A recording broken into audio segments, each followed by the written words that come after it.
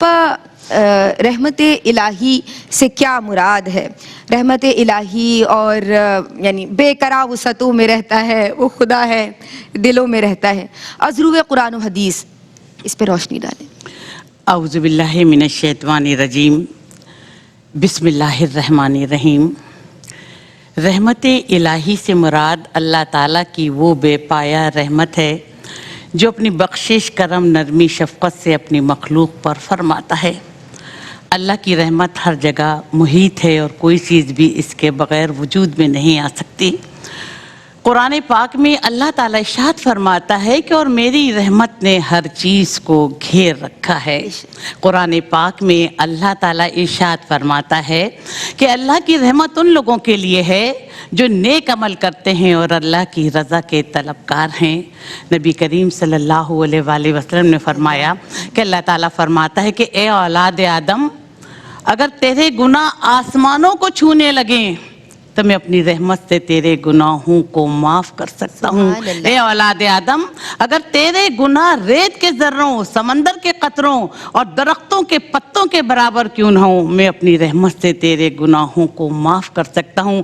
اور اللہ کی رحمت ہم گناہ گاروں کو اپنی آغوش میں چھپا لینے کے لیے بے چین پھرتی ہے اور ہم گناہ گاروں کے گناہوں پر اپنی رحمت کا پردہ ڈال کر ہمیں اپنی آغوش میں چھپا لیتی ہے اور ہمارے گناہوں کو معاف فرماتی ہے.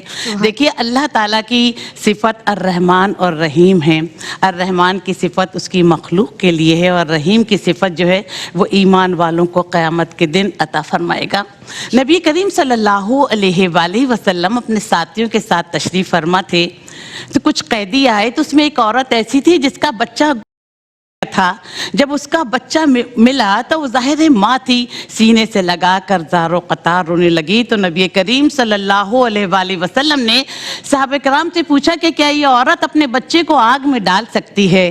تو صحابہ کرام نے کہا کہ نہیں رسول اللہ، یہ آگ میں نہیں ڈال سکتی. پھر آپ نے فرمایا کہ اس ماں سے زیادہ اللہ تعالیٰ 70 گنا تم سے محبت کرنے والا اور تم پر رحم فرمانے والا ہے گا. دیکھیے، ایک شخص بہت گناہ گار تھا. اللہ نے اسے کہا کہ دوزخ میں ڈالا جائے، اس کو حکم دیا. وہ دوزخ میں نہیں جا رہا تھا تو اللہ تعالیٰ نے پوچھا تو دوزخ میں کیوں نہیں جا رہا؟ تو کہنے کا آپ تو ارحم الراحمین ہیں، آپ تو رحم کرنے والے ہیں، آپ تو غفور الرحیم ہیں. کوئی میں آپ کی رحمت سے مایوس تھوڑی ہوں، آپ تو مجھ پر رحم فرما دیں گے. تو اللہ تعالیٰ نے اسے جنت میں داخل کر دیا. اسی طرح حضرت موسیٰ علیہ السلام نے اللہ تعالیٰ سے کہا کہ میرے رب مجھے اپنی امت کا بدترین بندہ دکھا دے.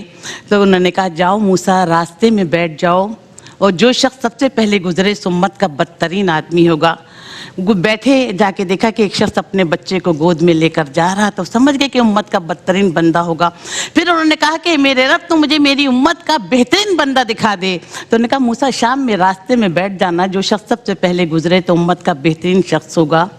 دیکھا کہ وہی شخص جو صبح تھا وہی شام میں جا رہا ہے. تو انہوں نے کہا میرے رب تیری حکمت تو ہی جانے، لیکن کیا معاملہ ہے کہ جو صبح میں بدترین تھا وہ شام میں بہترین کیسے ہو گیا؟ تو ندا آئی کہ موسیٰ اس کی گود میں بچہ تھا.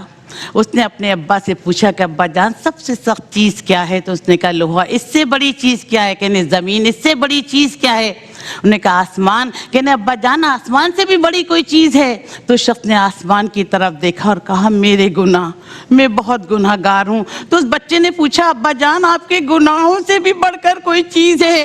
تو اس پر شخص نے کہا کہ ہاں میرے رب کی رحمت گناہوں سے بڑھ کر ہے. تو اس کا ہمیں احساس شرمندگی، احساس ندامت موسیٰ ہمیں اتنا پسند آیا کہ ہم نے بدترین شخص کو امت کا بہترین شخص بنا دیا.